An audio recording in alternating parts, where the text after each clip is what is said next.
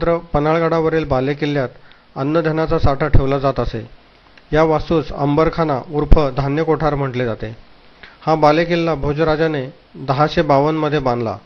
बालेकिल्ल्याप्रमाणे गंगा, यमुना आणि सरस्वती या 3 धान्य कोठ्या आहेत। यामध्ये एकूण 25,000 खंडी म्हणजेच एक खंडी म्हणजे 20 पोती धान्य मावत असे। भात, नागली व वरी असे धान्य यामध्ये साठवले जाई। यामधील गंगा कोठीचे क्षेत्रफळ 10,200 चौरस फूट आहे। तिची उंची 35 फूट आहे। यमुना व सरस्वती या अनुक्रमे 152 फूट लांब, 40 फूट रुंद, 18 फूट उंच व 88 फूट लांब, 35 फूट रुंद आणि 30 फूट उंच आहेत। सर्व कोठ्यांना प्रकाश व हवेसाठी झरोके ठेवले असून भक्कम बांधकाम तोफ मारूनही न पडण्यासारखे आहे। या शेजारी असणाऱ्या भूमिगत कोठारामध्ये शस्त्रसाठा आणि चांदीची नाणी तयार करण्याची टांगसाळ होती। धान्य कोठाराजवळ एक छोटे महादेव मंदिर आहे। त्यामध्ये असणाऱ्या पिंडीसाठी वापरात आलेला शाळीग्राम एका विशिष्ट प्रकारचा आहे। तापमानाप्रमाणे ज्याप्रमाणे बदल होईल त्याप्रमाणे या शाळीग्रामाचा रंग बदलत जातो, म्हणून यास रंग बदलणारी पिंड म्हणतात।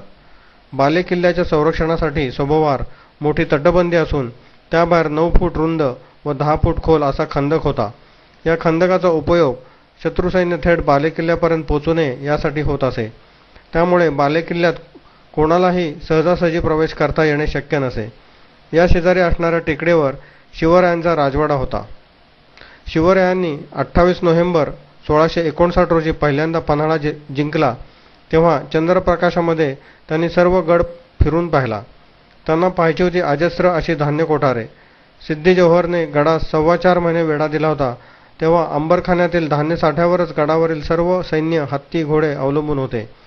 या कोठारातील धान्य संपत आल्याचे दिसतात महाराजांनी 12 जुलै 1660 रोजी पन्हाळगडावरून विशाळगडाकडे कूच करण्याचे ठरवले। जखुबाई तेली प्राणार्पण। अंबरखान्याच्या ईशान्य दिशेची तटबंदी बांधत असताना ही कायम पडू लागली। अनेक प्रयत्न करूनही ती उभी राहू शकली नाही। त्यातूनच शेवटी तटाखाली नरबळी दिला तरच तट उभारेल असे सांगण्यात आले। पण आपणाहून बळी देण्यास कोण तयार होणार।